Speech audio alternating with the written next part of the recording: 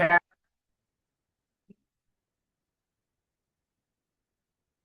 and then I'll go ahead and open up. Did you put it in here? No, you did. It was part of the ones that you just transferred over, I believe, right?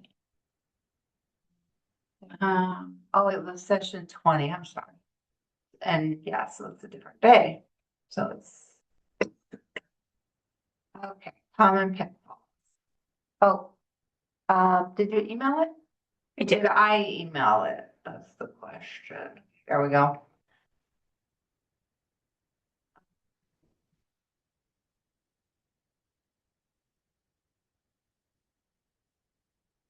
Well, You guys are getting a lot of information. yeah, Like, how are you absorbing it? How's it going? A lot of this is things we are kind of familiar with. So I don't think it's anything new that is like too heavy to take on. But it's good to revisit and like get your insider tips on it. I Yeah. think it's been good. And then the challenge is implementing, right? Yeah. Like, I think that's a challenge for every realtor is Yeah. we know this stuff. It's overwhelming. It's a lot. Mhm. It's a lot of hats to wear. It's a lot of new systems to create, new things to I learn. guess the systems, creating the new systems, like I don't even know everything that I created Uh-huh. until like we went in yesterday. Like, Oh. I'm already in there. Mhm. Right. That's what I didn't, I should have wrote everything down, I hadn't been writing it down, I thought. Yeah. So anyways, most of the stuff I do have though, And you like hit when I the sign in. nail on the head with systems. That's the secret. And that's what you guys are getting here. That's priceless is creating that foundation and that system that will catapult you forward. Because if without that, you're struggling because things come. So if you do stay on track and do the homework and do those things, you've created your solid foundation, then now it's just plug and play after that. Yeah. And even the top realtors, like I just was listening to a podcast on my way here, and it's lead generation. Like they were talking about, yeah. well, I have to tell you that when we have the portal, that's gonna be kind of baked into it, Mhm. so that it will be got, you don't have to think about it. It's just gonna be, that's your challenge for the day, you know, and you have to complete your Apple ring for the day. And I'm so excited for that. Yeah. I need that too. So what we're talking about is Been begging for this. it's the need of realtors, really. It is. Oh, got new. Oh, and then I went backwards. Okay. So you have this little thing here now. I can go back. There you go, there's that. Oh, thank you. Make it easy for me. So actually, we kind of did talk about pitfalls of realtors, and that is one thing, I don't know that it's on here, but, your systems. Honestly, if you don't have a good foundation and a good system, then what happens is you get where I'm at right now and you get tugged and pulled. You're putting out fires all day versus creating your own day, you know? So when you have things on your calendar and you're good with your calendar, then your day, you've already have it aligned. You're guiding the day. You're guiding the day. Exactly, exactly. Because as a realtor, it's so easy just to get in whatever life's throwing at you. So, that's what we're gonna talk about. The purpose of this training is to help realtors recognize common transaction mistakes, reduce liability, protect their commission, and evaluate their professionalism.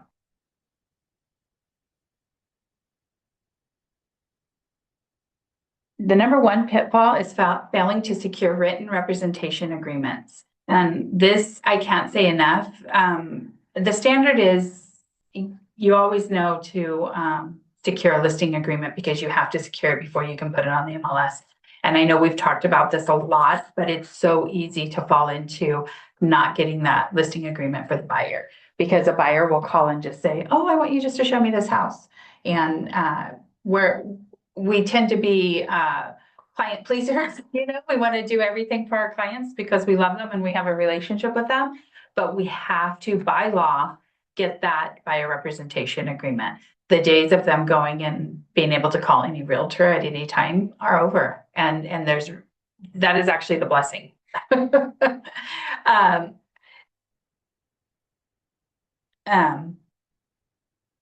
Because back in the day, they would be able to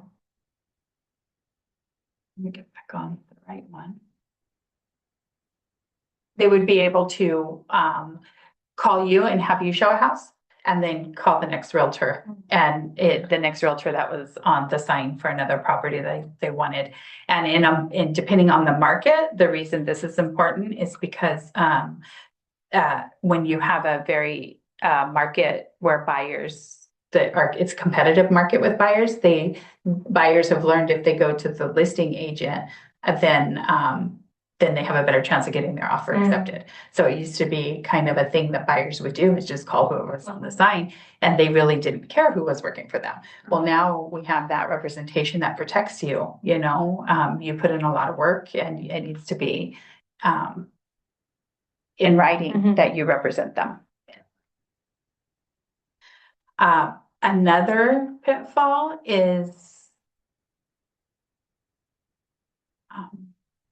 relying on verbal agreements. Verbal agreements are often disputed and difficult to enforce. It seems elementary, like we know we need to get everything in writing, but when we're in the middle of a transaction, it can be easily done where, say there's a sink leak and the seller says, oh, I'll get that fixed. It's no problem. But we don't have to put it in writing. I'll go ahead and get that fixed. And then what happens when it's not? Exactly. Yeah. Always get it in writing. Absolutely. Because, and I really wouldn't suggest, if you could ever avoid buyers and sellers in the same house together talking, that is a realtor nightmare. You want to, yes, it does happen because the seller, especially if the sellers live in the home, they'll sometimes be there to want to show their home. And what happens is the buyers and sellers talk, and that's where these verbal agreements come in. Because they've talked, oh, you want me to leave that cabinet? Oh, sure, I'll leave the cabinet. And then you don't know till they've moved out that they didn't leave that cabinet. And that was a verbal agreement. So if you hear or catch wind of those kind of things, put it in writing.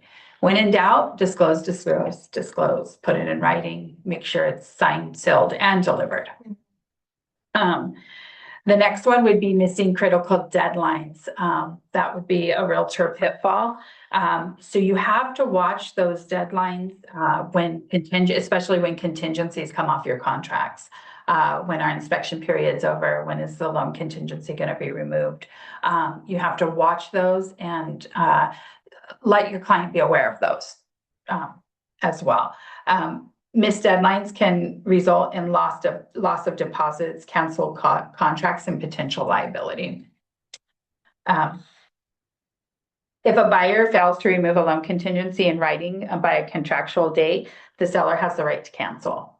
So that would look really bad if your buyer's deposit was forfeited because you didn't push a deadline. So you definitely want to do that. Can you repeat that? What did I just say about That was very important. I'll lose a deposit. Yes, you'd never want to lose your buyer's deposit, especially for a lack of missing a timeline. So this is where my TC is amazing. And I can't say enough as a realtor. I think a TC is so important because there's two heads working on a transaction is always better than one, and they're your safety net. So I will always have a TC for that reason personally, just because that's the way I work. And then I just double check everything. And then her and I together just are a dynamic duo. So I highly, highly recommend that. But if you're not going to, I would say you need to create your own safety measures to make sure that you don't miss these contingency periods or the times that you have to remove things off of contracts, because it does put your buyer's deposit at risk, and it also puts the transaction at risk. They can cancel it, say thank you so much, and move on to the next one, because remember in the background, what's happening, oftentimes agents put that as pending under contract. So they have other agents calling them saying, oh, I have a buyer. So they're ready just to put it right in. So you always have to be professional and make sure that that is what we do as realtors. So your TC, your transaction closer. Coordinator. Now we pay them Yes. once, like the deal goes through, or do we just monthly pay? No, Great they- question. No, go right ahead. It's okay. Absolutely. Here you go. Go ahead, Bobby. It's a flat fee Oh, and it's paid out of the transaction at the end, so you don't pay them. We never hand them money. It Yeah. always comes out of the transaction. Oh, okay. And the transaction coordinator that I favor, we're a team. So when things are canceled, she doesn't charge me. She just knows that she's gonna get the next one. Yeah. So Okay. you create a team and it's worth it. And who are ours? Transaction? We have, if you remember yesterday. Yeah, we were just talking about. And who's an approved reviewer? Monica is one, right? She just And got who it, else? right? And now I don't remember who the Carla, other. Okay, and I we don't have another her. one named Jan. Yeah. And Jan's my superstar, and is she yours? She's mine too. Okay. Yeah. She's I a, don't think I met Carla again. no one's really met Jan. So she's just on the computer. Even if you know she's real. See, thanks. Jen. Yeah, G.I. Jan. Yeah. Yeah, she's amazing, but I'm sure, well, Monica and Carla as well will be amazing, but, They might be too busy, Oh, okay. but you check with them first. I mean, see if they want to make the money. Yeah. Because it's a paying gig. honestly, you want to make sure it's somebody's forefront. If somebody's going to be your transaction coordinator, you want to make sure that that's what they're doing. Because these things matter. It matters to your business, it matters to your client, it matters, it's their money and their You liability. mean that's what they're doing only? Well, yeah. That's what they do. And you see it by the way they work, right? So if you're looking for a transaction coordinator every morning, my coordinator has an update for me. This is where we're at. She won't send things unless she gets my authorization to do so. But she's constantly in correspondence with me. If you ever have a transaction coordinator where you actually have to call them, that's a big red flag. Then your transaction isn't at the top of their list. And I can't say enough that it has to be at the top of their list. Okay. Because they're the ones behind it, typically pushing the paperwork and making sure your timelines are met. You're just there to say, okay, yes, they're doing a good job. Because it's important that you know those timelines as well. I wouldn't say definitely do not get a transaction coordinator and put everything on their lap, because ultimately you're the person, it's kind of like thinking of the boss, like you're their boss, because they're going to come to you for everything that they need to do. They should not send a document without your authorization to do so. So they're always like as if you're the boss. And then ultimately, if something falls through the cracks, that agent isn't going to call your transaction coordinator. They're going to call you and they're going to say, why isn't this done? So you're the checks and balance for that coordinator. Okay. The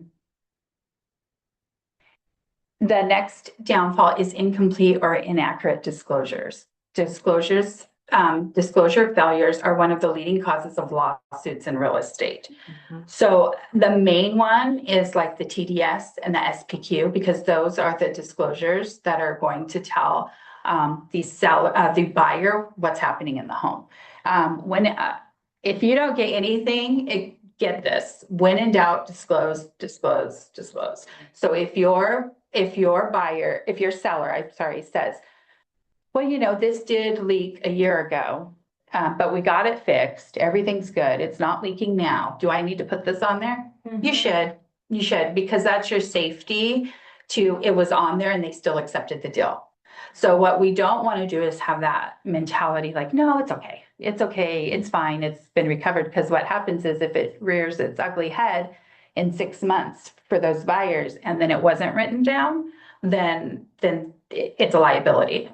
If in fact it was on that paper and the buyer decided it's okay, They chose. you knew. So if you're representing the seller, always more information, the better, because then at the end of the day, the buyer decides, but they decide with full knowledge. Now, what happens if you disclose it and they can have it looked into? Like if they Yes. don't agree? Yeah. And that's for an inspection. Yes. All of that. Inspection and everything covered. Great question, Phil, because if you can get this in your mindset, is that really as realtors, the best realtors let things bounce off of them. Okay, we don't wear it because it's not, and it takes a lot of time to get there. So I want to give this, if I can give you anything, this is what I want you to take. Transparency is key and disclosing is key. And the best realtors are ones that take that information and just pass it right on to who it needs to go to. And then you let that person decide for themselves what they want to do with that information. Then we come back and say, okay, this is what my client said. And then we pass it right back and we don't hold it. But what happens when we don't disclose or we hold it, it doesn't get to where it needs to be. And when it doesn't get to where it needs to be, guess who holds on to that problem and then also holds on to that liability? You do. You do. So the best realtor can just take that information, put it where it goes, and then Let that. pass it back. And then at the end of the day, when everything comes, you knew and you decided to move forward. And then to your question is what happens during that information, right? What happens if that roof does stop somebody from buying the home? They are still in their inspection period, 17 days. So in that 17 days, they may say, you know what, based off the information that I see, I don't want it anymore. No problem. You're within this information. I'm just going to take that back to the seller. The seller's going to say, they're just going to put it back up. We open escrow to somebody who doesn't care if the roof had a leak. It's no problem. You're just taking and transporting that information. But if they say they want to continue, then you continue and they decide on day 25 that they don't want it because of the leak. Well, they're out of their time frame for inspections. Those contingencies are removed and they no longer have that right. So what you're doing, that's why you always stay within your time frames and you just take that information and you transfer that information. And it is really a well-oiled machine. But once you miss things as the realtor, that's when things happen. Because say you didn't remove that contingency, it's day 25 and it's a big deal. That roof leak is a big deal. Now they no longer, if you're representing the buyer, they no longer have that right because they're out of their inspection contingencies. And then it creates a bigger deal because you as a realtor didn't do what you were supposed to do. May I ask a question? Absolutely. Okay, so I've heard two different schools of thought on this. So you have your time periods in your contract. 17 days is the contract default. And if the buyer doesn't remove their contingency with a contingency removal signed, fully executed, sent to the seller, is there a such thing as passive removal? You didn't remove it, but you're out of your time period. Therefore, you have removed it in essence. Yes, great question. And as a realtor, if this were my client, I would say I'm not an attorney. We need to seek legal advice. No, but however, and then with experience, 100%. When I've gone to CAR, their first question is always, do you have it in writing that contingency is removed? No. Then it's not. There's not passive removal, to my understanding. But I'm not an attorney. If it did go to law and litigation, I wouldn't know. But I would say from my experience, it always has to be in writing because that's going to be the first question. Do you have it in writing? Even with when you ask the other side, because the last thing an agent wants to do, and I'm guilty of this too, is remove that final contingency because it is scary and it's my buyer's deposit. So I'm one of those agents where that last loan contingency, like I'm calling, are you sure, Scott? Are you sure there is nothing that's going to go wrong? So I have had to push on the other side for agents. I need that contingency removal because I'm protecting my seller. And they don't do it. Even at the end, if they haven't done that and you've even asked, when you go to CAR Legal, they're going to say, do you have a signature? And if you don't have it, oh, wow, to my understanding. However, there is the checks and balances is you serve a 3-day. You serve a 3-day to get that removal. So sometimes you'll have to do that to protect your seller because the last thing the buyer's agent wants to do is remove it. And that's the notice to perform? Yes. Okay. Yeah. Oh, look, she's. I know. No. I know. Yeah. You're on point. Okay. Oh, another pitfall is overpromising property condition. Agents are not inspectors or contractors, and this can create a liability. Okay. So oftentimes we kind of have an idea of what's happening when we're looking at a home. We can see a watermark or those kind of things done. But what we don't want to do is say, yeah, but it looks dry. It looks dry. It's probably not an issue, because we have our own knowledge base of what we think it is.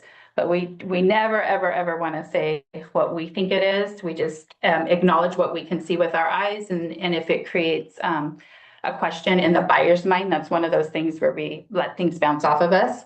Yes, I do see that it's a concern. Would you like an inspector that is expert in the field to look at it just to see if there's anything further? I'm actually dealing with that right now with a client that has an electrical plug that's not working. Well, in my mind, I'm like, change the plug. It's not a big deal. Like, hello. However, I'm not an expert. I'm not an expert. Do you want to send out an electrician or do you want me to send out a handyman? Which one do you prefer most? Because the last thing we want to do is take that liability on us. What happens if a wire's sparking in the attic that I don't see? So I have to put that back in the hands of the owner and let them make the decision on what they want to do. Fair housing violations, that's another pitfall. Why this matters is oftentimes it's in our language. Because things that we talk every day tends to be what comes out of my mouth personally. Kid friendly, this is kid friendly. Well, that's a violation because what happens if they don't have children or they're not able to have kids or something like that, it can become fair housing or churches right down the street. What happens if they don't practice religion and they feel like it's kind of a steering thing or I see that. not really, no. It can get now if they ask, then you absolutely can give that information.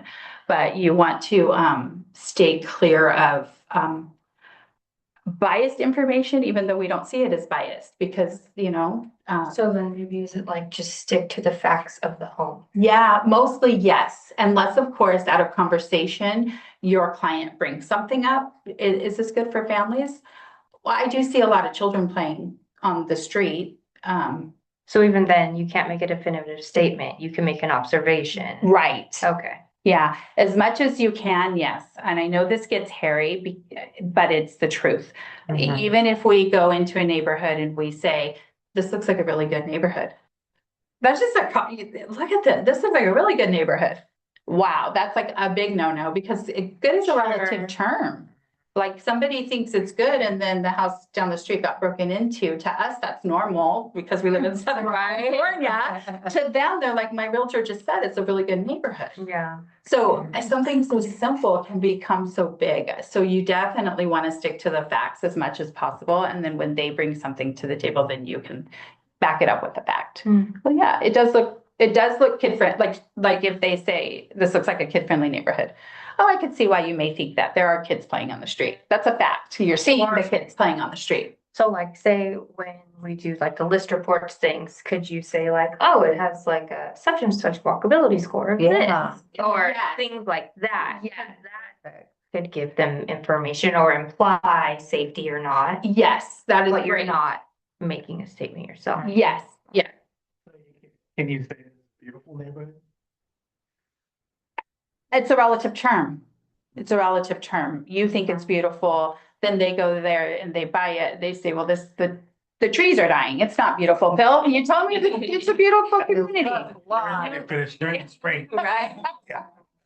Right. I stay away from relative terms as much as possible. So what would be, I guess, and that's a really good point. What could you Yeah. give in place of beautiful? You have to dig a little deeper. Get the fact from Phil, from Inside Phil, that makes it a fact. Why do you think it's beautiful? Are the homes painted? Right? So then instead of saying beautiful, then as you're entering in, you can say, wow, this looks kept. Look, you Yeah, can see where the keep it homes up. have been painted. You can see, so you just have to dig a little bit deeper to find the fact at why you believe it's beautiful. Yeah, so stick with facts. providing legal or tax advice. So this again goes into our scope. We're not, we know a little bit about a lot, but not a professional, an expert in all these fields. So always ask them to ask their accountant how it would affect them if they have a tax question or any other legal advice you would want to let them know that they should consult an attorney.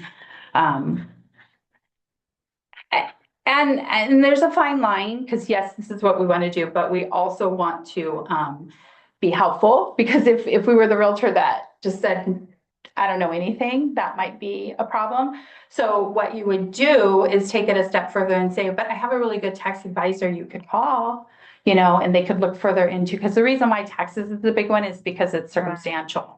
Right. And they want to know, am I going to get capital gains on this? Well, we don't know. We can say what we can say is the facts of real estate and say, if it's your single family residence, the law says this, based off this. I'm not a tax advisor, but you can read right here and show them the facts, stick to the facts. You can read here where it says this. However, you would want to talk to your tax advisor, because you want to make sure that it,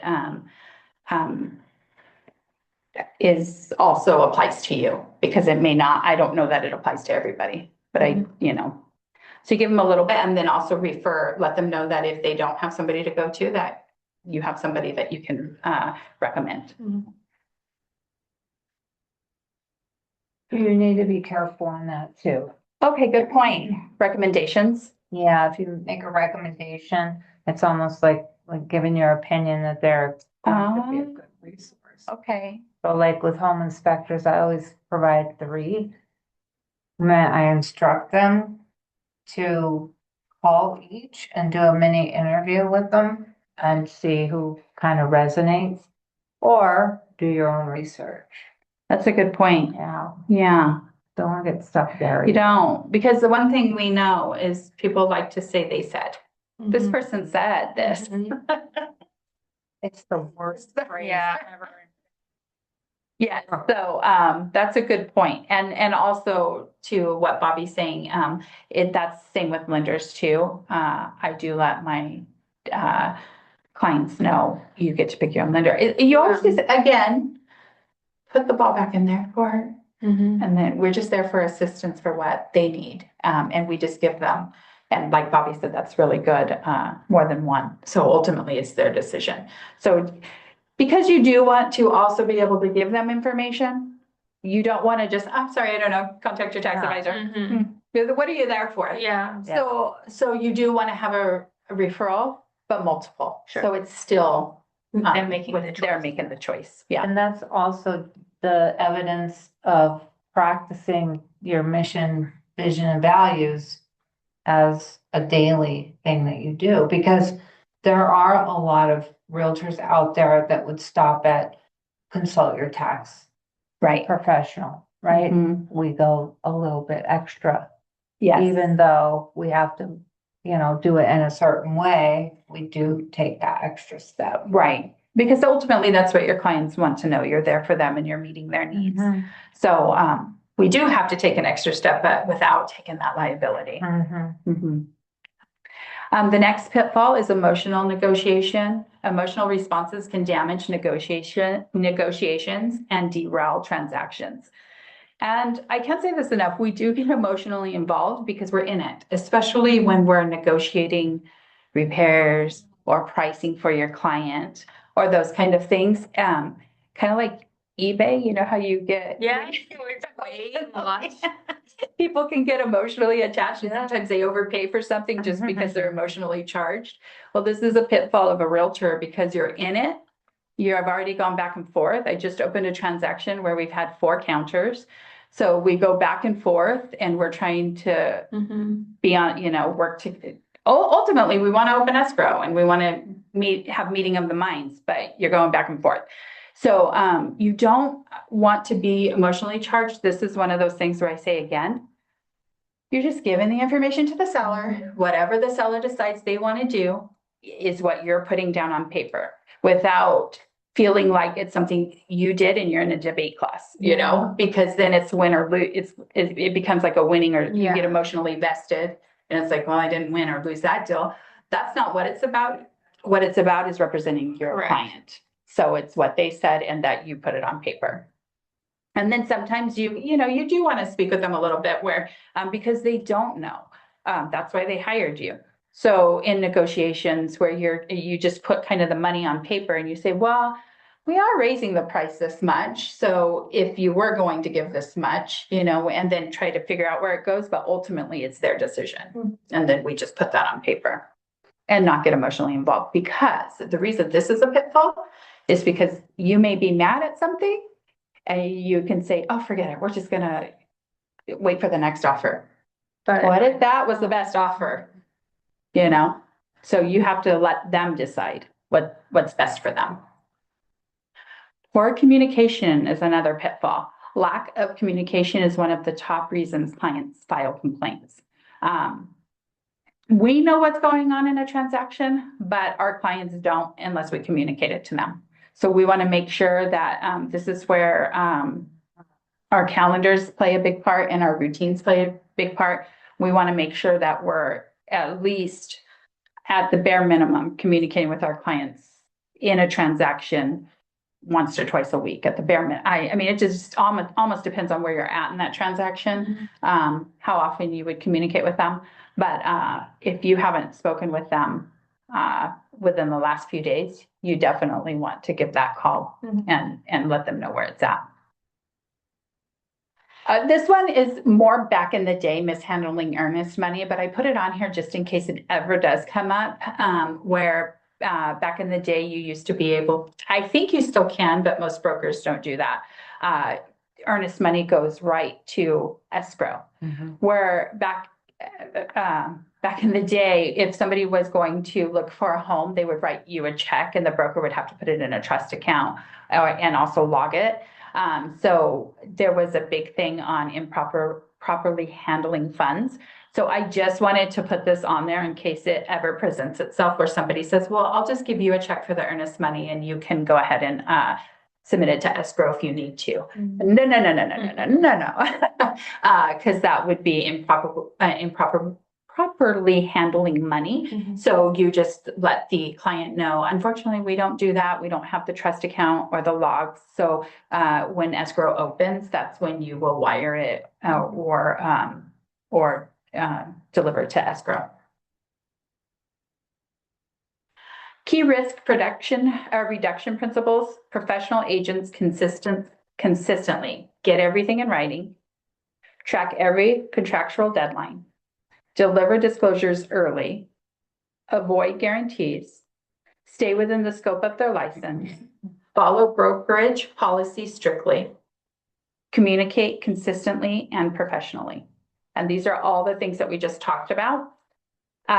Is there any area that you see that we didn't talk about that may be a pitfall? I think you really did a great job at covering everything. Thank you. Yeah. The biggest one, I think, is the communication, either not allowing it directly between buyer and seller. Yes. We got into big trouble with the state agent, and the seller made some promises, and that's what it comes down to, sellers making promises. And since we had no knowledge, it didn't exist, basically, because everything has to be in writing, everything. And then also communication between you and your TC, between you and your client, between you and the other agent. I mean, everything needs to be communicated, preferably in writing. So use your email when it comes to keeping those conversations documented. And if you did talk to somebody, you can always send an email follow-up saying, just to memorialize our conversation on this day at this time, and just restate it. Now it's in writing and you can always refer back to it. Yeah, great point. Great point. Do you guys have any questions that you see that might happen where you would want an answer for? I don't think so. No? Okay. Key takeaways. Successful realtors are not defined by the number of transactions they close. They're defined by the consistency and professionalism in which they close them. Yeah. Agreed. Yeah. Well, I have a video that I can go ahead and show if, I think we could probably take a small break. We're having our last session at 11:30. So we have about 20 minutes left. I can just, do my video and we'll take a short break. Okay. Okay, sound good? Sounds good.